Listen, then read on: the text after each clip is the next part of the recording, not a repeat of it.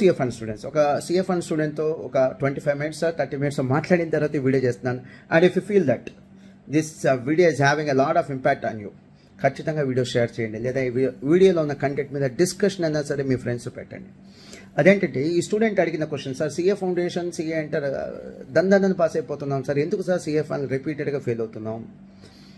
So నేను అడిగాను, ఏరా అంత సిఏ ఫౌండేషన్ అంటే అంత ఈజీగా ఉందా, సిఏ ఎంటర్ అంత ఈజీగా ఉందా? 10th క్లాస్ చదివే స్టూడెంట్ కదా, ఈవెన్ 5th క్లాస్ చదివే స్టూడెంట్ కూడా 5th క్లాస్ అంటే కష్టమనే అంటాడు. ఆ ఏజ్లో అదే కష్టం. పాస్ అయిన తర్వాత 10th క్లాస్ ఈజీ అంటారు, 5th క్లాస్ ఈజీ అంటారు. నువ్వు CA foundation CA enter pass అయిపోయావు కదా, ఈజీనే అంటావు. ఫెయిల్ అయిన వాళ్ళని అడగరా అది ఎంత కష్టమో అన్న.